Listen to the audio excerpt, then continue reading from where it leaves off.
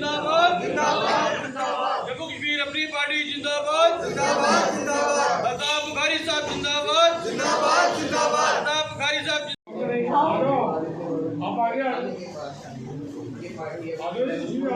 नमस्कार दर्शकों, news for you में मैं साक्षी साहनी आपका हार्दिक स्वागत करती हूं।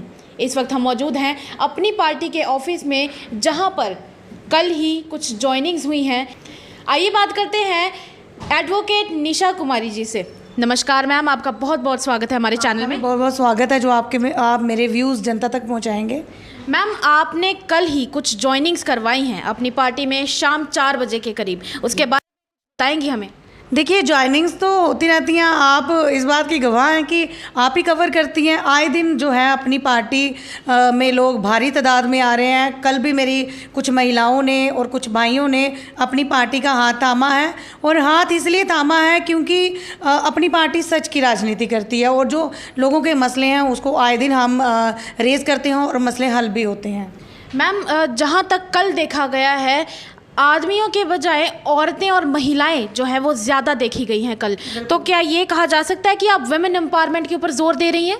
जी बिल्कुल, वुमेन एम्पावरमेंट में देखिए, हमारे जो पार्टी में है वुमेंस के लिए बराबरी का हमें खिताब है, और वुमेन एम्पावरमेंट पे हम काम करते हैं। लेकिन बड़े दुख की बात है कि आजकल जो ट्रेंड चल रहा है, जो पॉलिटिक्स चल रही है, जो वो सिर्फ नाम की है। लीडर्स कुछ नहीं करते जनता के लिए, और सिर्फ नाम का हम बोलते हैं वुमेन एम्पावरमेंट, वुमेंस डे। और सच में जब हम ग्राउंड पे जाते हैं, ग्राउंड रियलिटी है जो हमारे NHM में भी तो लेडीज़ हैं, वो देखा होगा आपने प्रोटेस्ट, और रैबरे खेल जो है वो भी तो आपने देखा होगा क्या हो रहा है उनके साथ। वो तो छोड़िए, मैं खुद एक वकील हूँ, मैं ये नहीं कहती हूँ कि सब केस सच ही आते हैं, सभी वुमेंस के लिए 100% ही डोमेस्टिक वायलेंस होती है। लेकिन ये भी कहूँगी कि मेरी महिलाएं आज भी जलती हैं ड्यू टू डोमेस्टिक वायलेंस। वो आप आए दिनों देखते हैं, आपने थोड़े दिन पहले देखा GMC में वो वुमेन को जलाया गया, उसके 3 बच्चे थे। मतलब कैसे ये लोग करते हैं ऐसे। और बात हम वुमेंस डे पे, क्या एक ही दिन पे वुमेंस को हमने बोला वुमेन एम्पावरमेंट, उस दिन हम वुमेंस को सम्मानित करते हैं, सब कुछ करते हैं। लेकिन मेरी यही गुजारिश रहेगी कि आप वुमेंस के लिए, अगर कोई भी पॉलिटिकल पार्टी है, मैं किसी को ये नहीं बोल रही हूँ कि आप ऐसा करिए वैसा करिए, लेकिन आप प्लीज़ ग्राउंड पे वुमेंस के लिए कुछ सोचिए, और वुमेंस के लिए नहीं, जो हमारा अनएम्प्लॉयड यूथ है उसके लिए भी कुछ सोचिए। मैम, आप पहले से भी एक सोशल एक्टिविस्ट रही हैं, अभी भी आप सामाजिक कार्यों में बढ़ चढ़कर हिस्सा लेती हैं, और आगे जब आप अभी तो आप प्रोविंशियल सेक्रेटरी हैं, तो इसके बाद जब अगले स्टेप पर आप जाएंगी तो क्या आप तब भी जनता की इसी तरह सेवा करती रहेंगी? देखिए, मैं कोई इतनी बड़ी पॉलिटिशियन नहीं थी शुरू से ही, तो मैंने ग्राउंड से देखी है जो डिस्क्रिमिनेशन होती हैं मतलब लोगों के साथ। मैंने अब आपको बताना चाहूँगी कि जिस गांव से मैं रिलेटेड हूँ, जो मेरी मातृभूमि है, वो 70 साल के बाद हमें एक पक्की सड़क नसीब हुई। वो भी कब नसीब हुई? अब जो भी पॉलिटिशियंस थे वो आते थे, वोट लेते थे, चले जाते थे, लेकिन हमारे बारे में कोई नहीं सोचता था। और सिर्फ एक ही गांव नहीं है हमारा, वो जो पूरा ब्लॉक मीरा साहब कॉन्स्टिट्यूंसी, और एक कॉन्स्टिट्यूंसी का ये हाल है, तो जो बैकवर्ड बाकी वाली कॉन्स्टिट्यूंसी है उनका क्या हाल है, जो हिली एरियाज़ में या कुछ भी। तो बात हम करते हैं, एक पल्ली पंचायत को डेवलप कर दिया तो हो गया, उससे काम नहीं चलता।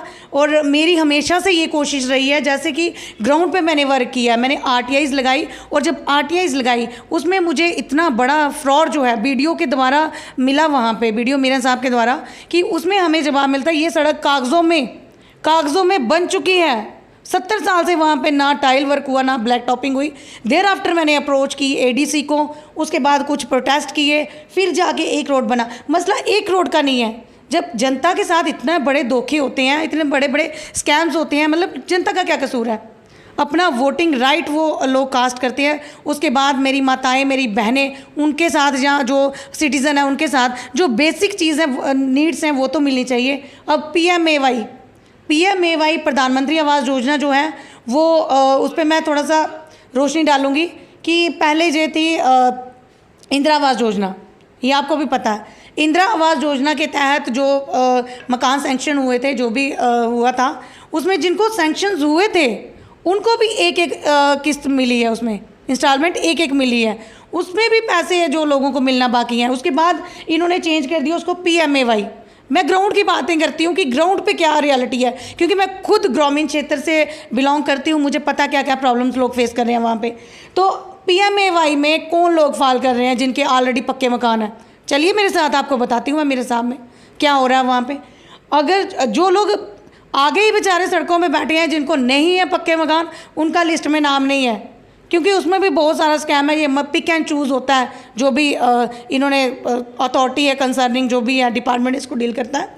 तो डिपार्टमेंट तो है गवर्नमेंट डिपार्टमेंट, जनता क्या करेगी, जनता खुद डरती है इनसे। लीडर्स के नाम से आज लोग भाग रहे हैं। क्यों भाग रहे हैं? क्योंकि जब लोगों के मसले हल नहीं होंगे, तो मेरा यही वादा है जनता से कि ये आपकी बहन, आपकी बेटी, आप एक फ़ोन कॉल करिए। अगर आपके साथ मैं खड़ी ना हूँ तो आप बोलिए। मैं कोई इतनी बड़ी सियासतदान नहीं हूँ, लेकिन सिर्फ मुझे जनता की सेवा करनी है, यही मेरा मोटिव है। इसी लक्ष्य को लेके मैं अपनी पार्टी में आई हूँ और अपनी पार्टी की नीतियाँ मुझे इतनी प्रभावित हुई इन नीतियों से कि मैंने इस पार्टी का दामन थामा।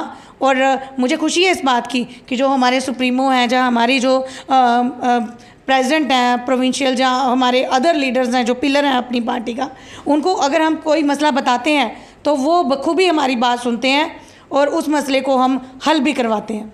मैम, एक छोटा सा सवाल रहेगा, जो आखिरी सवाल रहेगा, वो ये कि देखा जाता है कि जो भी प्रॉब्लम अगर कोई मार्केट में आती है और उसके बारे में अगर अल्ताफ़ बुखारी साहब कोई बयान दे देते हैं तो वो प्रॉब्लम जल्द से जल्द सॉर्ट हो जाती है।